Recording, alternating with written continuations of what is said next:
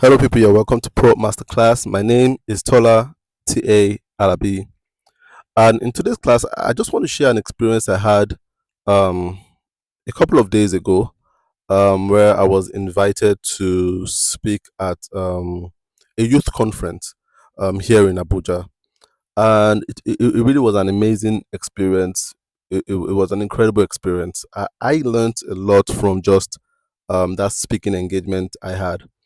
Um, I think what really impressed me about the experience was the level of organization, and we must put into context that this was a youth conference, so it was organized by young people, a lot of them in their twenties, early mid 20s, and getting there, even the build up to it was so incredibly well done, incredibly organized, attention to detail.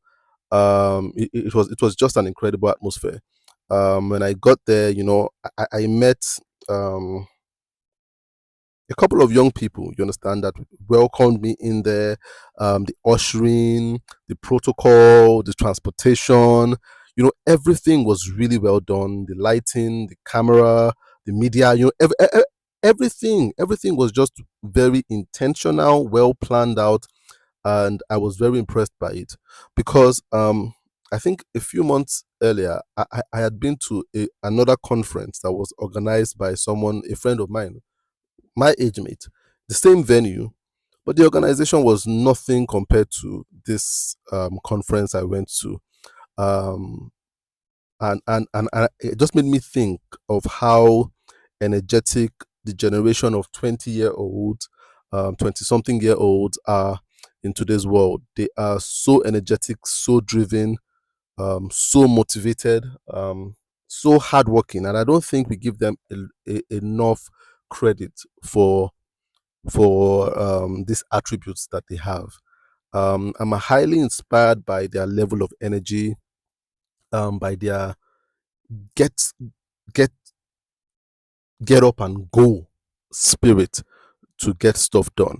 So it was an incredible conference. I highly commend the organizer of the conference, a young man who, really impressed me with his level of organization. It was really, really well done. And, but as I was there,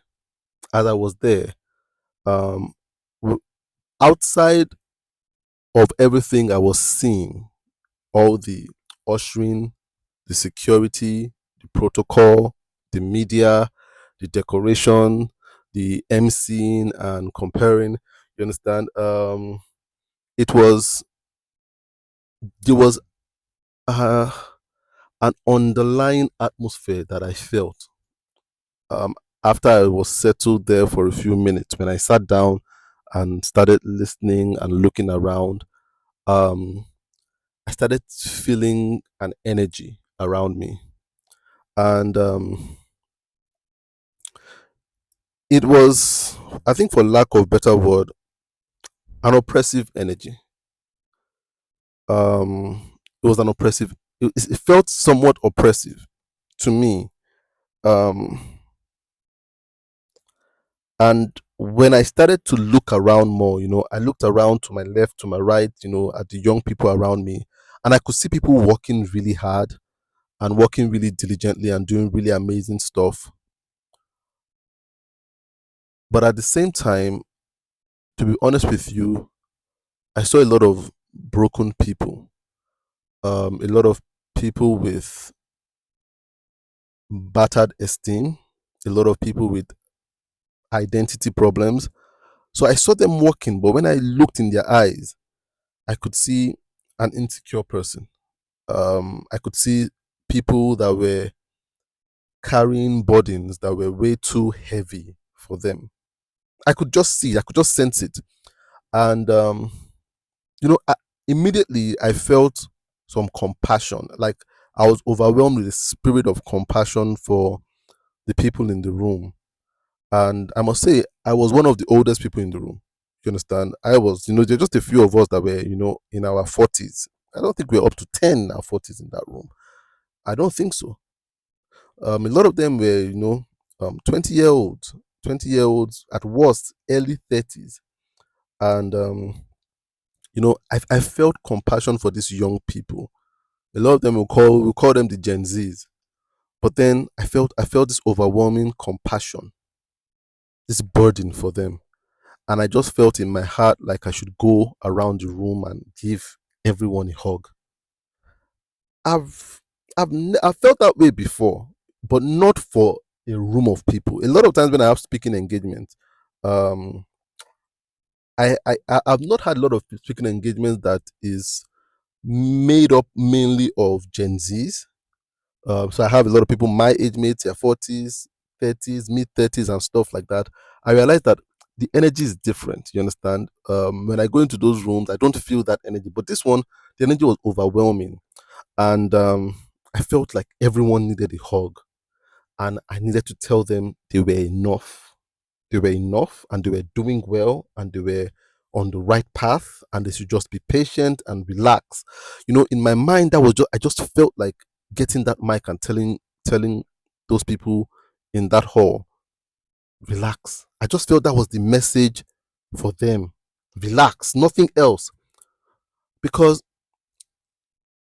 I could see that these people, um, a lot of them came to that conference because they wanted a way out.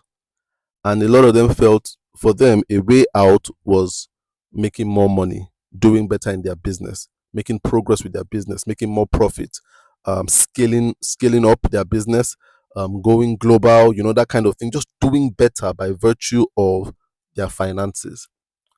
But then I know that that is not what a lot of people came there for, even if they think that's what they came there for. I know a lot of young people that came there looking for hope, looking for rest, um, looking for encouragement, looking for a hug.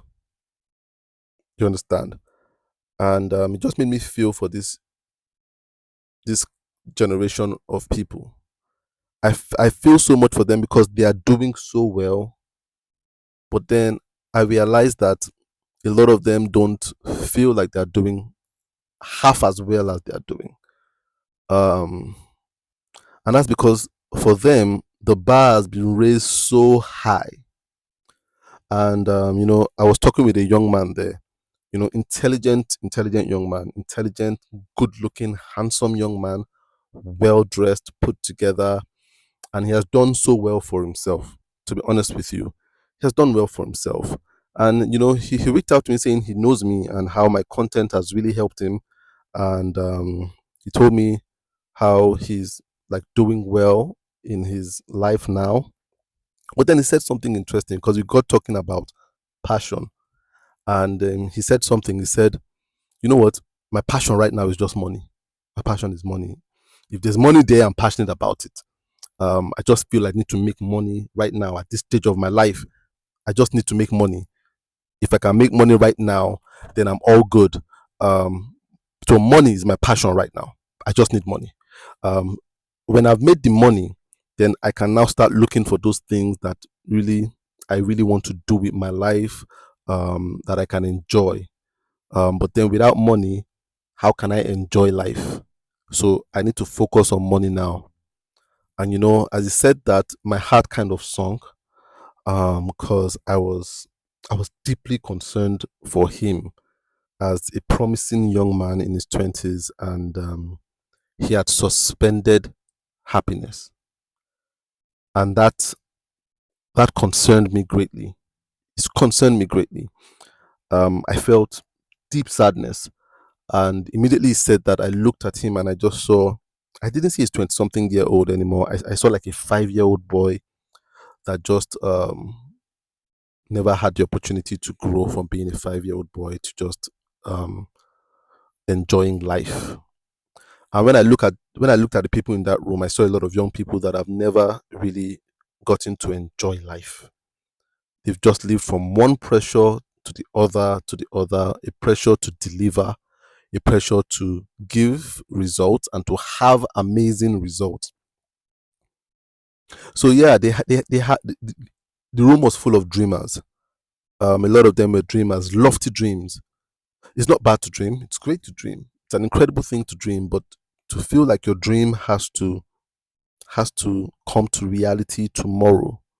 That's where the problem is. A lot of them wanted to start living their dream the moment they left that room. That dream, that lofty dream they had, those high standards. And I think this is attributed to a lot of things. I think the rise of social media, media itself, the exposure to what is going on in other places in the world is something my generation, I was born in 1980, so people might call me like Gen X, I think. People that were born around that time, 1980, Gen X, millennials. I think we were kind of shielded from this, especially in Africa, where the internet had not come in when we were in our formative years. Um, we didn't see the extremes of the world, so we didn't see what the wealthy people were doing. We didn't see the cars they drove, the houses they lived in, the clothes they bought. We didn't see all those things. We didn't see their lifestyle. We might have heard about them, but we were kind of shielded from seeing what they ate in the morning and where they went on weekends and where they vacationed. We didn't see all those. You understand? That was private. And that helped us not to compare our living conditions to theirs.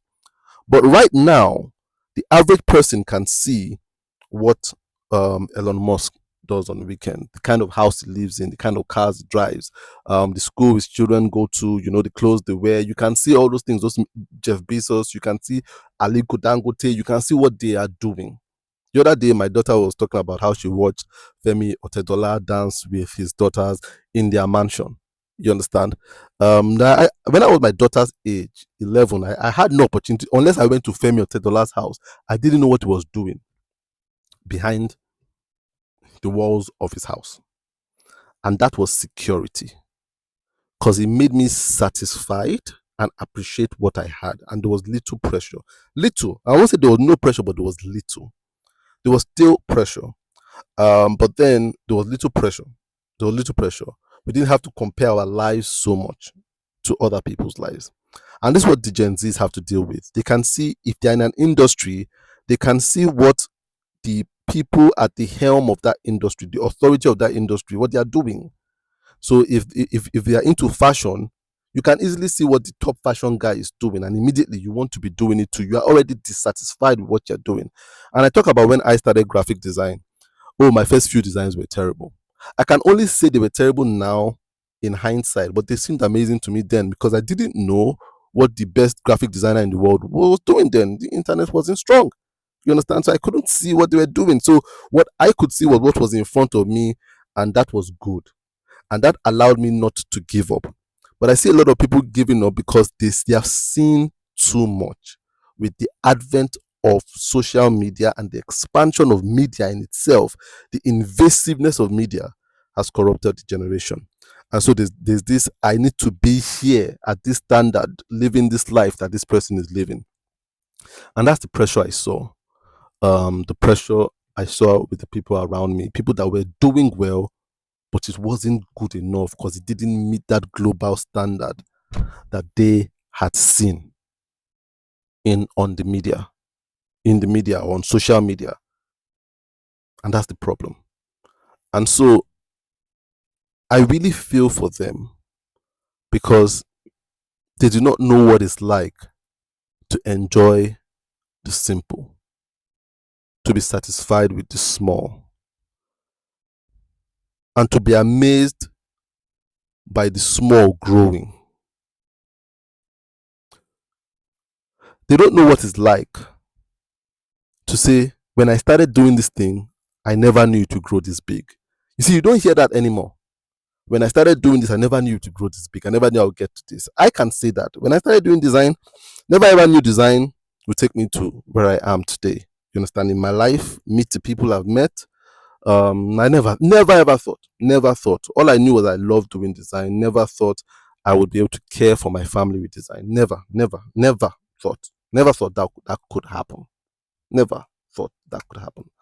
Um, in fact, I thought it couldn't happen. You understand? So I was concerned about how would it happen? I don't know. You understand? But then I knew I loved doing design. I knew I was passionate about it. But then I look at the future and I'm grateful because it blows my mind from what I expected design to do for me. But that's something this generation, the Gen Zs, cannot do.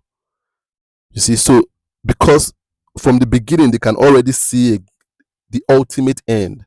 So even when they get to a good point, they are not satisfied with the good because it's not the ultimate end. It looks not like the ultimate end. And that in itself is big pressure.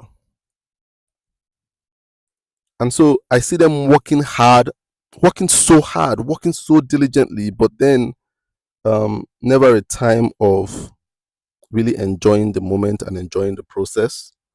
They're always so destination minded. And that's what this young man was telling me. Like, I have no time for happiness. I just need to make money. And when I am old enough, in my 60s, made enough money, then I can start looking for what makes me happy. That's concerning because I think he has taken some things for granted, which a lot of young people take for granted, that you can suspend happiness and do it in the future. And, you are not guaranteed of that future. A lot of people don't have this, they don't understand that the future is not guaranteed. You only have now. You don't know what's going to happen in the future. And I've told this story before of my friend who was the one that introduced me to graphic design. I saw him doing graphic design when we were in our final year in school. And for some reason, our names were taken, we were kind of dropped from the NYSC list. So we didn't get to go for our National Youth Service. For those of you that live in Nigeria, there's this thing called National Youth Service, a 1 year service that you do when you graduate from the university, and you go and serve in a particular place for 1 year before you now like fully integrated into the work market. And then but for some reason our school did not send our name. So my name and the name of this my friend who introduced me to graphic design wasn't sent. So we had 1 year at home. But I think after a year we got to go to various places where we were serving. And I remember when we started serving, and I called my friend and I asked him what he was doing. He said he was doing graphic design. He was doing graphic design. And for context, this my friend was the best student in our class. He had the was the highest had the highest GPA in the architecture set of that time. So when I called him, you know, there were always high expectations for him. They were like, oh, this guy is going to work with the biggest architectural firm. He's going to be a great architect, renowned architect in Nigeria. So when I called him, I thought he was going to tell me he was working with, an architectural firm. But then he told me he was working on a school yearbook, doing their graphic design. I said, the school yearbook? He said, yeah. And he sounded so happy. He sounded so happy. He sounded like I never heard him sound that happy before. Now I've known him for 4 years in school, and he sounded so happy. Well, like, I'm just really enjoying this thing, creating a yearbook, arranging their photos and stuff. And I was like, wow, so what's going to happen to architecture now? And he gave me an answer I'll never forget. He said, I don't know. I just know I'm enjoying this now. That's what he told me. He said, I don't know what's going to happen. This was the most promising graduate in our class telling me he didn't know what was going to happen to architecture. You understand? I'm like, wow, this guy, you can work anywhere. Best firm. You understand? In Nigeria, even outside Nigeria. But here he was choosing to work on a school yearbook. I don't think at that time graphic design was not even big in Nigeria. I don't know what they would have been paying him, but it could have been what any architectural firm would have paid him, even as an intern then. You understand? But then here was this guy with all this potential to do these great things, choosing to do this thing that was not really well paying, that was making him happy. I said, I don't know. I just know I want to do this right now with my life because it makes me happy. He didn't live to see the end of that year. That was the last conversation I had with him. I think I had this conversation with him in sometime mid-year, maybe June, July. And by, I think September, October or so, towards the end of the year, he had died. I think it was like December or so, because he was going back home for Christmas. He had an accident and died. And I always think about it. What if he had suspended that thing that made him happy and said, I would do it when I made all the money, not knowing he didn't have a year. All he had was that time. And every time I think about it, he was 20, he was 24 when he died. And I'm thinking, every time I think about it, I'm like, I'm so glad he didn't defer his happiness. He died doing what made him happy. That's something the Gen Z has to consider some more in today's world. We really need to consider it some more, that we do not have tomorrow. So this young man I was talking to with all this potential, saying, let me make all this money now and I'll defer our happiness till I'm 60. You have no guarantee that you'll be 60. You can wish it all you want. You can want it all you want, but there's no guarantee. There's no guarantee. Deferred happiness is a very dangerous thing. Very dangerous thing. Prioritize your happiness. Prioritize your happiness. And I don't see a lot of young people prioritizing their happiness. And I really feel it's not their fault. I feel my generation has a fault. The generation before me has a fault in why the Gen Z is so toxically motivated. It's like they're angrily motivated. Pay me my money now. Pay me, because I need to get to that level. And every time you don't pay me, you are delaying me from getting to that level. It's my generation, because a lot of people in my generation, Gen the Gen X, the millennials, we were like older brothers, older sisters, uncles, aunties. Some of us have even become fathers and mothers to these Gen Zs. And because we were raised by a couple of people called boomers, boomers, they are very result driven, result oriented. When we were raised, we were always raised to like be first in class. Our parents always told us, no, you just make sure you're first in class. Make sure you're first in class. And so we always felt like that was what life was about. What you have to show in terms of results. And so we ourselves took this out on the younger brother. We were like, are you doing well enough? Make sure you do well. Make sure you do well. And they now became result oriented. And you realize that the problem with the Gen X and the millennials that became successful, because our parents had taught us that we were valuable by the results we showed. When social media came, these Gen Zs, they are inspired by Gen X's and millennials, the successful ones.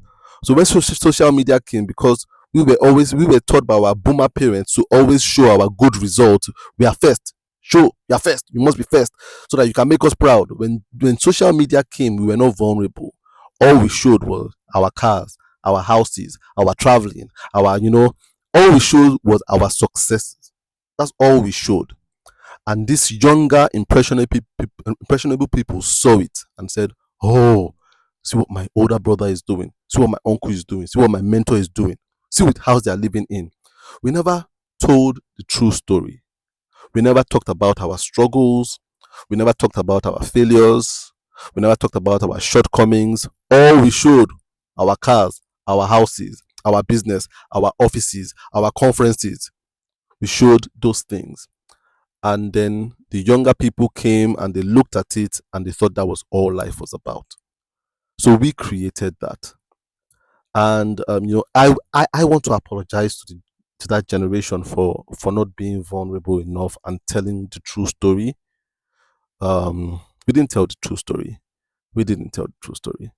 And so because we didn't tell the true story, we've propagated a false narrative that has put a generation under pressure. And what I want to tell a Gen Z listening to this today is, in life, there is failure, there is ugliness, there are shortcomings, there are zits, there are pimples, not just flawless skin. There's heartbreak. There's disappointment. It's part of life. You understand? It's part of the beauty of life. Nobody starts out great. Very few people, if anybody, starts out great.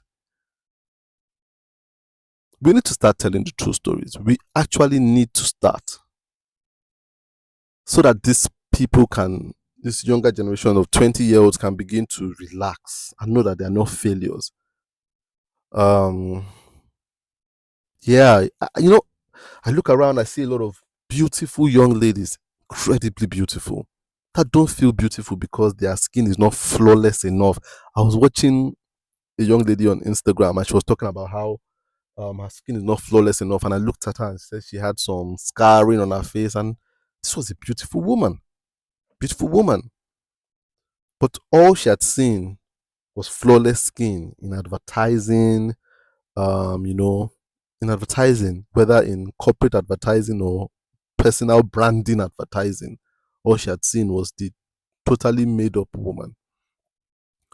So I see a lot of beautiful women, a lot of handsome young men that just feel they fall short of a false narrative. But you don't. You are human, you're beautiful, you have flaws, but your flaws make you beautiful. Um, and I feel a lot of people really need to hear this. Your business is doing much better than you think in your mind. It's actually doing much better than you think in your mind. You're doing so well. You're working hard. Take time to rest. You understand? Take time to rest. You're good enough. You're enough. You're good enough. You're doing better than a lot of us did when we were your age. Dream, but your dream doesn't have to come true tomorrow. You understand? It's okay to dream, but allow your dream to grow. Allow it to breathe. I really believe someone needs to really hear this today. I absolutely really believe it. Happiness shouldn't is not something you defer. It's not something you defer. It's not. Because it helps you to be the best of you. It helps you to give the best response. It helps you to think the best thoughts. It helps you to feel the best emotions. It helps you to react better. You're enough. You're enough. You are enough. You are doing well. You're doing very well. I'm telling you, you're doing very, very well. You're doing a lot of things that my generation couldn't have, we're not confident enough to do. You understand? But you're doing it. But the problem is you're not being still enough to look at it and really appreciate how well you're doing. You're intelligent. I see, because the Gen Z, because they don't see themselves as enough or doing well enough, they've come to this place where they've accommodated authority talking down at them in a funny way. In a funny way, you might think, oh, they are they are no nonsense taking, but they're absolutely nonsense taking. They're just no nonsense taking to people they don't agree with. But people they agree with, they take all the nonsense in the world. And what I mean is, I've seen a lot of influencers, speakers, coaches, pastors, authorities that talk down at this generation because they are young. They talk down at them. They are gone on, and these people have a huge following because they're able to talk down. You understand? And I'm like, why do you follow this person? Why do you keep listening to this person? This person talks down at you. You understand? So you have a lot of people talking down at them and saying you're not smart enough. You people are not smart enough. I'm like, who are you people? You're talking to people and you're telling them you people, you people are not smart. You people are dumb. I'm tired of you Nigerians. You people are just very dumb. You know, very dumb. I'm like, why talk to your people like that? You understand? And I see even pastors do it. You understand? Yeah, this generation of Christians just so dumb. They can't think. They don't know that right from their left. You know, don't let anybody talk down at you like that. Don't let anybody talk down at you. Because you are going through a process doesn't give someone a right to talk down at you and call you dumb. Because you are not making money doesn't give anybody a right to tell you you don't matter. I even hear it in today's music. They talk down at their audience. So amazing. We keep buying their records, but then they're telling you, if you don't have a Lamborghini, what are you doing with your life? When you that are listening, you don't have a Lamborghini, so he's obviously talking to you. You understand? So I'm like, don't allow them talk down at you, because you are going through a process. Have more respect for yourself. Do you understand?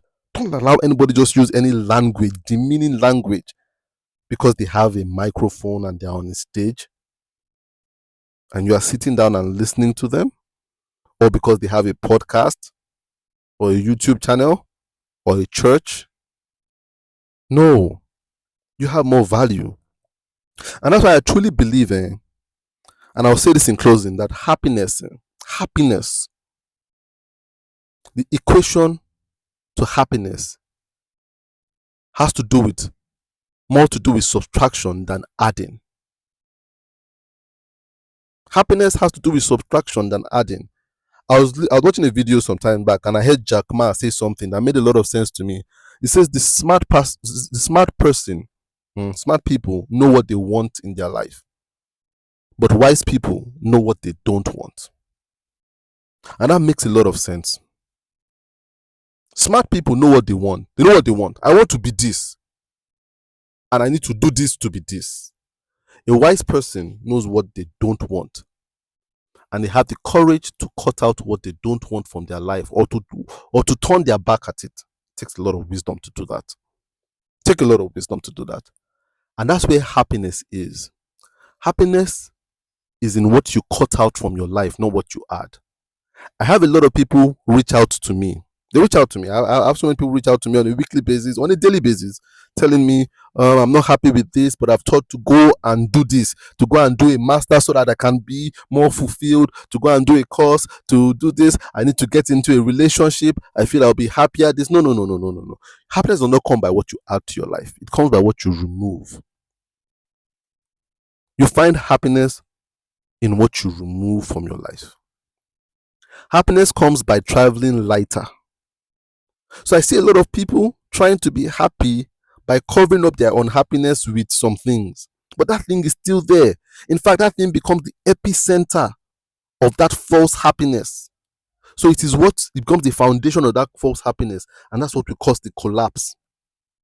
A lot of times happiness comes by removing. Happiness is subtractive. It is what you remove from your life, not what you add to it. So I see a lot of people trying to be happy, and what they are doing is you have a bad relationship, a toxic relationship, but you want to be happy by adding a job in a good place. No, but you're still going to go home from that job to that toxic relationship. You understand? You want to be happy, but you still have a toxic habit, but then you want to cover it up by doing something. So you want to read your Bible more to cover up a toxic. No, you stop that toxic habit so that you can get more from your Bible. You understand? You want to go to church more. It's not the activities you add, it is the activities you stop. That's where happiness is hidden. Because some things will always debar you from reaching happiness. And now when I read the Bible, there's a place where a rich man came to Jesus and he was basically asking Jesus, how can I be happy with my life? Obviously, he was a very sad man, had a lot of riches. But eventually Jesus told him, go and sell all you have, then follow me. And I always thought, why didn't Jesus just say, follow me? And in following Jesus, he will learn how to sell all he has. But Jesus knew that he had to subtract that thing first before he could see the road clearly. He couldn't come to Jesus with that thing he was carrying. He had to let go of it, then follow. Some of you want to find happiness, but you want to hold on to that job, that toxic job. You understand? Because it pays well, but it makes you unhappy. But then you want to cover it up by the salsa you go and dance every weekend. And then salsa doesn't work. And then you go to this poetry club every weekend. But then you have to go back to that job on Monday. You understand? Happiness is in what you subtract, not in what you add. It's in traveling lighter, not in traveling heavy. And I really hope someone gets to listen to this and gets to relax, just calm down and seek, look into your life and look at those things that you need to remove. Sometimes some of you need to stop listening to some people, stop listening to some coaches. Yes, you paid to be part of that inner circle, but it's not helping your life. Forfeit that money because that person is not speaking any good into your life. It's even making you feel more like a non-entity. When you walk away from it, you feel, where is my life going? And I would say this: if you listen to this podcast, ProUp Masterclass, and you ever feel with where is my life going, please stop listening to the podcast. If it doesn't build you to think, I am somebody, I am enough, I'm going somewhere, I have hope, then it's not doing you any good. Some people have mistaken oppression for motivation. People are constantly oppressing you, but you keep turning up on their page, on their lives, on their podcast, because you think they are motivating you, but they are making you sad. For every drop of motivation they are giving you 5 doses of oppression. I hope this makes sense to someone today. I hope someone will take time to listen to it and be more intentional about their happiness.